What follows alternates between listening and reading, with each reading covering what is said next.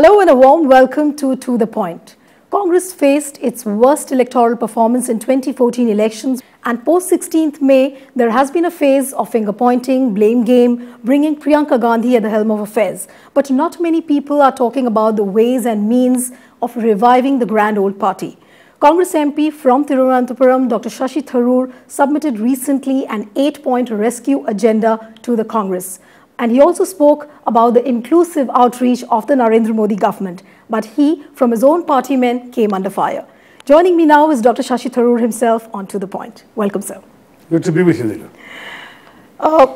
Dr. Tharoor, let me begin by quoting what your Stephanian friend Swapan Das Gupta has written in a column recently about you.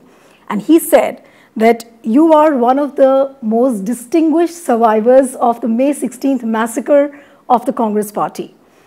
Do you really think that the party has begun to learn lessons from the kind of defeat it has faced? We are very much engaged in that process right now. In fact, the Congress president has been meeting a very, very long procession of leaders from all over the country, some victors and some losers, and party leaders who participated actively in the campaign and party leaders who were themselves candidates. So she's had a very, very extensive series of conversations, and she's now entrusted to Mr. A.K. Antony the task of getting a coordinated and coherent response out of all this analysis. So I believe there will be some more conversations, structured conversations. But don't you think that this kind of a deliberation post an election defeat is nothing new? It has happened earlier in the assembly elections also, but not much has come out of it. So how hopeful are you that this time the deliberations which are on will really yield some kind of a result? I am very hopeful for a number of reasons, Neelu, which is including the basic fact that this has been the worst electoral setback in the history of the Congress party, and therefore there is a great deal of attendant seriousness about the need to draw some profound lessons about the way forward. So my own guesswork is that this will be an exercise that will be different from the past. Recently we saw that Rahul Gandhi, the vice president of the party, was not elected as a leader of opposition, what was not the likely choice for the leader of opposition, I would put it that way. And it was read by many people as the loss of trust in him.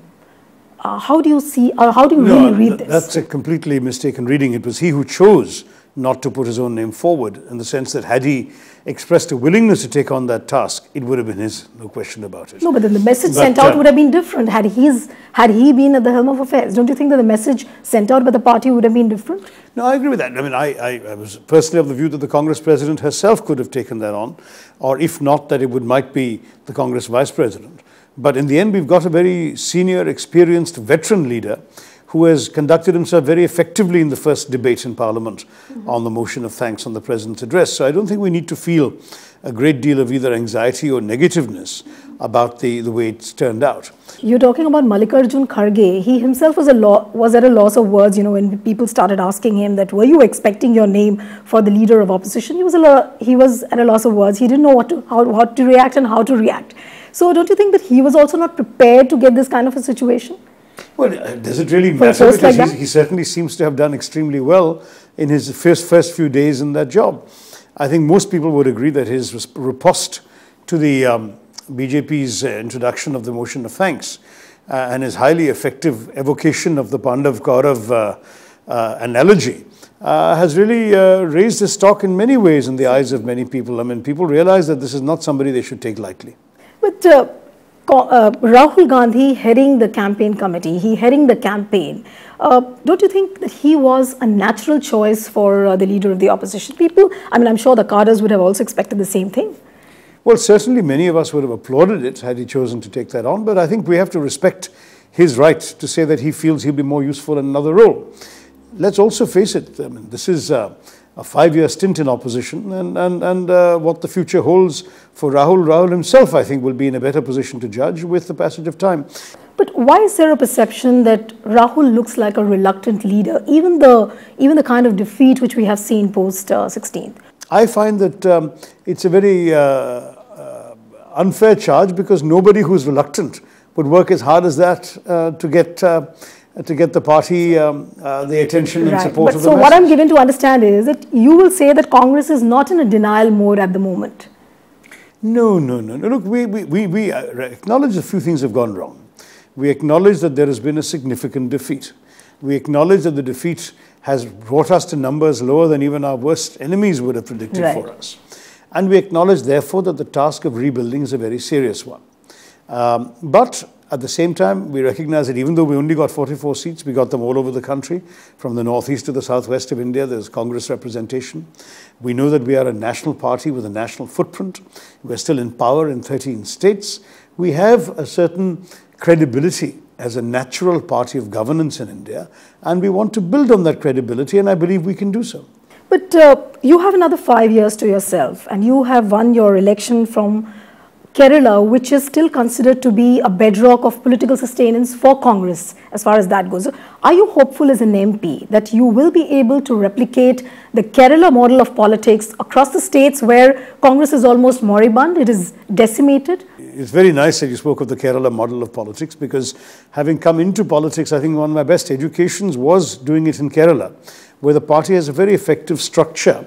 And one of the things that I find that we perhaps may have lost touch with elsewhere in the country is this grassroots connection that is so strong in Kerala. In Kerala, the average party worker sees politics as an extended form of social work. They see their job as addressing the needs of ordinary people. Whether it's somebody who's eligible for a BPL card and didn't get one, somebody whose house some gundas barged into and created trouble. And this ethos of politics you're saying was missing all the way along I think that this is the way forward. I think if we can remember this role of the party everywhere, that the party is not only a machine to win elections or conduct morchas, it is also a machine to serve the people. You're making a very significant point, Dr. Tharoor. When you're talking about the grassroots connect, in states like UP, you've seen the way BJP has performed in that state. So obviously that grassroots connect you're talking about was missing in the states, and which is why, do you think, is a reason that Congress actually couldn't revive itself? No, I think the story varies from state to state. Certainly in a place like Andhra, there was a very specific set of historical and political circumstances, the decision to bifurcate the state, which frankly cost us heavily with the people of residual Andhra, and at the same time didn't benefit us in Telangana, where the TRS... You regret the decision of bifurcating the state? No, I think we took the right decision. Governance is about taking tough decisions. So what we need to do in many, many places is to revive that spirit of connectedness, which is of course a challenge for the party, because we have a habit of nominating people at the very last minute. Sitting MPs, of course, are often busy, but they are the ones who can do something for their constituencies when they're there. But when you're in opposition, it is a challenge, but we have to do it. But with the kind of culture we have seen, an unwritten code which is there in the Congress party, that high command culture, how difficult is it to break the wall and, touch upon the grassroots level? People all along, all this while have been saying that it has almost been impregnable because the top party leadership lost its connect with the cadres at the lower level. I do think that's fair, because in fact you're looking at the party top down, whereas it's equally possible to see the party bottom up. In my constituency, for example, I will see Congress workers at the booth level, and above them you will find we have what we call mandalams, and then above the mandalams you have the block committees, or the block committees you have the assembly level committees. In each case there are responsible leaders, and by the time you get to the level of the MLA, who is then dealing with the chief minister and the ministers at the state level, and with the MPs who work in the central level, you're already talking to people who are part of the party leadership, but they are emerging from an entire structure where they are supported from the very bottom. But I'm sure the Congress party, if it listens to you and if it follows that way, I'm sure they will be successful. But Dr. Tharoor, what is not palatable to the journalists and to the media is a fact that despite the rescue agenda which you have offered to the Congress, and when you talked about this inclusive outreach of the Narendra Modi government, senior leaders like Manishankar Iyer adjectified, I would use this word, adjectified you as someone who's wet behind the ears, impressionable, immature. Don't you think that the party, the senior leaders are still living in a denial mode? Look, I think you're referring to one individual, and honestly, I don't think that what he said needs to be dignified with a response on my part. No, but one individual is also a party member. He's a part. As a general proposition, well, he's a party member. I'm a party member. He's a very senior party member. But but the fact is that we have party members of varying degrees of vintage who may agree with me. No, but does it not reflect also the idea that there is a certain kind of a reticence which has which has gone into the Congress DNA, and people are not allowed to speak? That's what it reflects. No, look, I think in any case, what was being said about my views was a caricature of my views, was a paraphrase, and a very partial paraphrase of my views. And had people taken the trouble to read what I had actually written and not just listen to what... So when you say that people did not care to read what you wrote, you mean to say your paraphrases were misquoted? Yes, yes, absolutely. Because what I said... And you mean media? You mean media misquoted? I mean everybody, media and the politicians as well. Another senior politician said that it's too early to tell, and we have to wait and see, without realizing that's exactly what I had written in my article. So the fact is that but do you get people were discouraged? reacting to the media summaries and not to the actual content. No, but do you also get discouraged because you are a two-time MP who won in this kind of a hostile political in the environment? Strongest constituency. Absolutely. So what I'm saying is that don't you get discouraged when senior people like Manishankar Iyer talk about you in this kind of a tone? No, I'm not so easily discouraged. I think, ultimately in life, you have to have some faith in yourself. You have to have a sense of who you are, what you stand for, and what you know you've done is right. But Dr. Tharoor, the two avatars you've spoken about, Avatar 1 and Avatar 2 of Modi, of course, I think your party wants you to talk only about Avatar 1. Is that not right? Well, when Avatar 1 resurfaces, believe me, we will hit it back. But the fact is that even within Avatar 2, we found a lot to criticize. And I'm sure, Dr. Tharoor, you'll have enough ammunition when the budget session begins. But I'll have to take a break here. And when we come back, we talk to Dr. Tharoor more about Modi's style of governance and how he really looks at it. Back in a moment.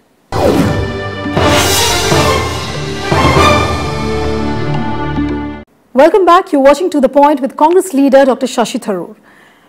The last 2-3 days, we've seen a wanted or an unwanted debate, I don't know how you would put it, a debate of English versus Hindi, this Home Ministry directive to the bureaucrats of how they have to give prominence to Hindi, and especially on the social networking sites. And since you are one of the most active members on the social networking sites, how do you really look at this directive? Well, I think it's a bit unfortunate that they've needlessly opened an issue which was quietly in the process of being settled calmly in the normal evolution of India.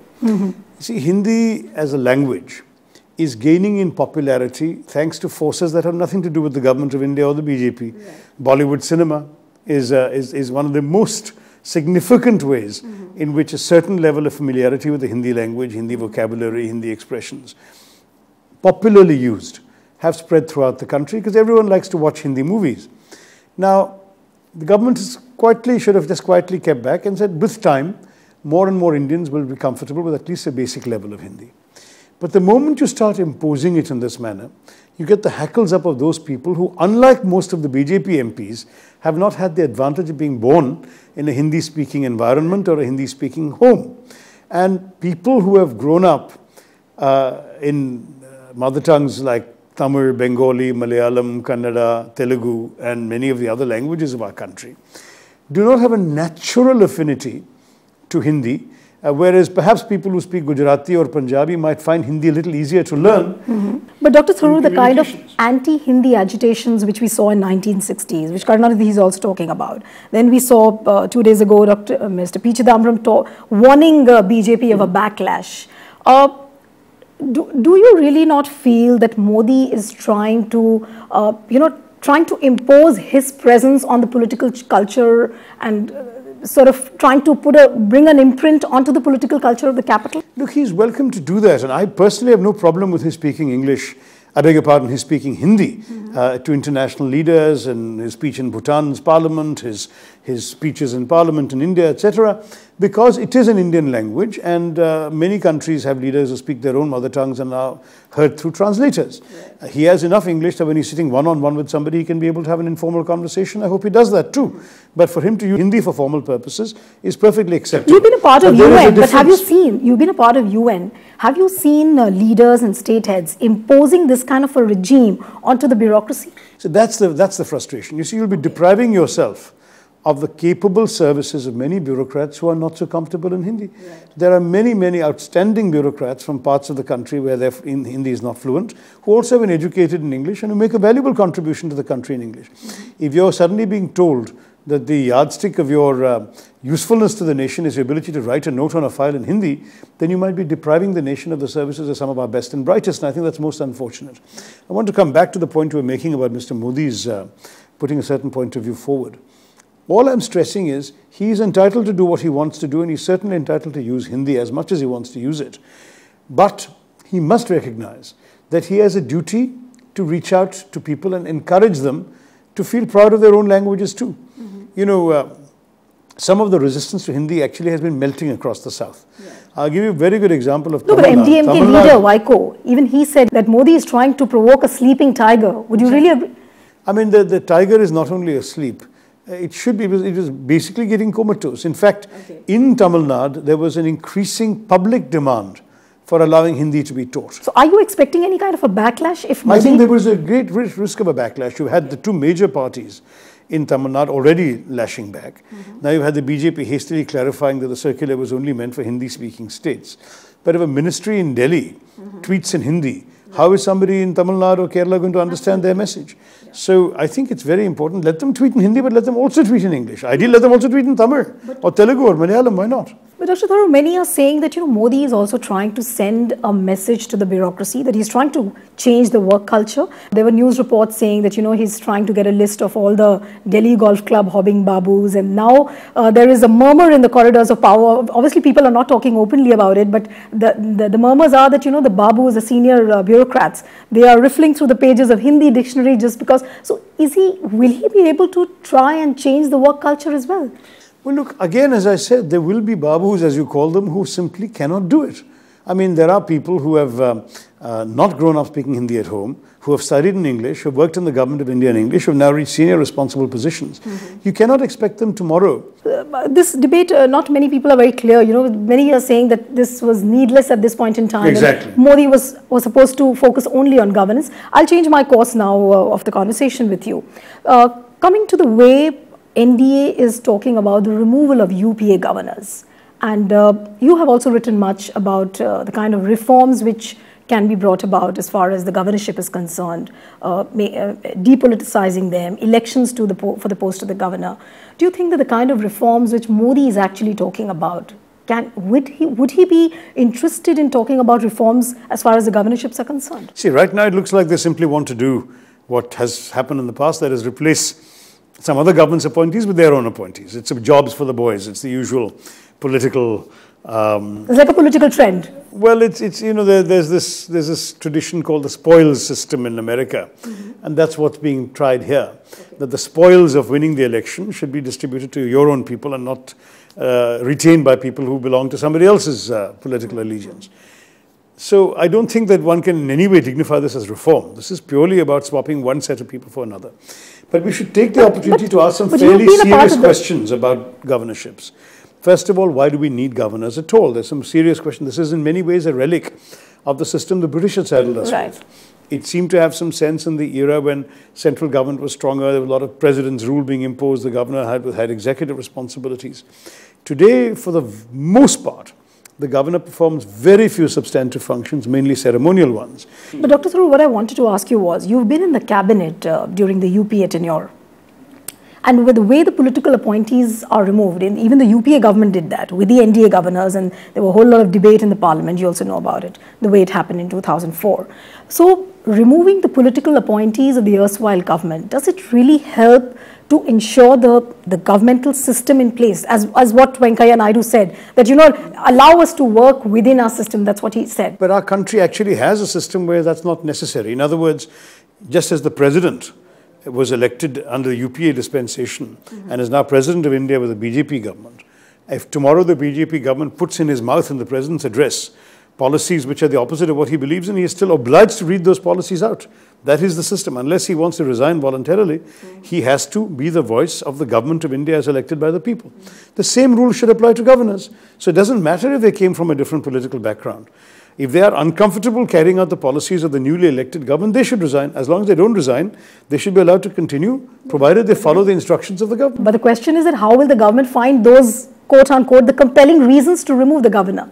So the governors, my point is, should not be removed. They should be told, now this is a new reality, so you will follow the policies of the government that the people have elected. And if you're not comfortable, then of course you're always free to quit. But as long as you're there, we're not asking you to quit, but we're asking you to follow our policies. That is entirely legitimate in our parliamentary kind of system. Okay, we'll leave this debate for some another day, Dr. Tharoor, but coming to the crisis in Iraq, which is ongoing right now, and the way the Indian government is handling this crisis, many are saying that, you know, it's almost a similar situation, what we saw in 1999 with the Kandahar hijack. Do you really feel that this analogy would be appropriate at this moment? I think Kandahar hijack was a national disgrace. We mishandled it from the beginning, failed to shoot out the tires when the plane landed in Chandigarh for refueling, or Amritsar, I think, for refueling. And at the same time, we cravenly surrendered and handed over wanted terrorists from our jails to the hijack. It's a completely different story. Here in Iraq, you've got a situation where there's still a massive amount of confusion as to what the reality is on the ground. No demands have been made and no surrender has been done by our side. People have been taken hostage who already happened to be there. They were not taken off on a plane from Kathmandu to Kandahar. This is the people who are sitting here in Iraq, working in Iraq, and they have been gathered together and kept in captivity.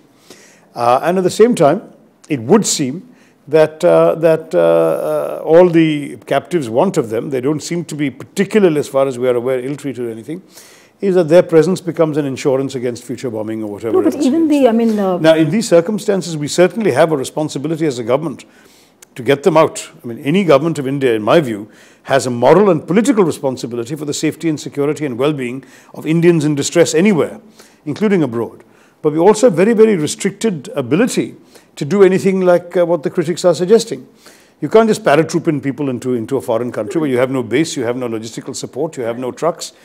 So you have to think rationally as to how you can solve it. But do you feel that the newly elected Modi government was actually late in reading the situation in Iraq, the way it was building up, knowing the fact that ISIS is known for its cruelty, is almost on par with the Al-Qaeda? Look, it's very easy for any opposition party to criticize the government of the day with hindsight. I'm sure it's very easy for me to say, yes, they seem to have been asleep on the job, they weren't quick enough to react. Why did they not evacuate Indian people earlier from these areas where fighting was likely to come? The truth is that what happened took a lot of people by surprise, and I can't sit here in an armchair and blame my government for having failed to do something that I'm not sure anybody in India was advising. Had we all been saying 3 days before this happened, evacuate Indians, and the government had failed to act, then I think we'd have a better right to point fingers at them. None of us was saying it. Nobody was expecting this kind of massive, rapid sweep into a major town like Mosul. You know, I'm in touch with the MEA, and I feel that they are basically focused on the right things. I've already advocated a certain course of action. And when I spoke to the secretary handling this, I was told that, that they have no difficulty with my prescription because this is more or less what they themselves are doing. So I think that we should encourage them to continue doing the job professionally and calmly and dial down the political... So they don't have an objection with your prescription, which means that they're very happy with what you have told them. But Dr. Tharoor, one last question before I wind up the show. This 8-point rescue agenda which you have given to the Congress party, you also mentioned that, you know, no party or the BJP should not be allowed to monopolize the nationalist fervor, especially when it comes to foreign policy. You said that it can't be, I mean, it stops at the water's edge. That's what exactly you wrote. And it can't be of any parties. So don't you think that will Congress be able to prevent BJP from monopolizing this kind of a nationalist fervor? Look, the government has an advantage there that obviously they are the ones who have all the classified information. They're the ones who are actually making decisions for the country. They're the ones speaking for the country. Right. But we in the opposition have an obligation to have a very clear idea of what the national interest is, which we are qualified to have since we've been in government for a long time, and at the same time to articulate that if we find the BJP government is departing from it. Okay. If they conduct themselves in a way that is in the benefit of India, I think we should support that. That is exactly what we as a responsible, constructive opposition should do. The moment they do things that are either short-sighted, negative, incompetent, or simply wrong for the country, we should feel the authority and the confidence to speak in defense of the national interest and to speak with pride as a party that has upheld the national interest with conviction for a long time. So which means that in the coming budget session, we are not going to see any knee-jerk opposition from the side of Congress. Look, I think we've already shown in these 4 days, we voted for the motion of thanks. We didn't vote against it. We raised some very serious and far-reaching questions in our debate contributions. And that's the kind of thing you'll see. You'll see the Congress party saying, we'll support you on the big picture issues where it matters. We will criticize you when you go wrong, and we will challenge you to defend yourselves when you do things that frankly, you attacked us for doing. And you've seen it already with the rail hike. When the budget comes up, we're going to ask them, why did you raise the rail figures when you attacked us for doing so? Why did you raise it before Parliament was meeting when you attacked us for doing so? What is this that suddenly where you stand depends on where you sit? When you were sitting in the opposition, your stand was different. You're sitting in government, you want to do this? We will challenge them. Of course we will. So your barrel is ready with the gunpowder. Absolutely. Thank you, Dr. Tharoor, for coming to The Point.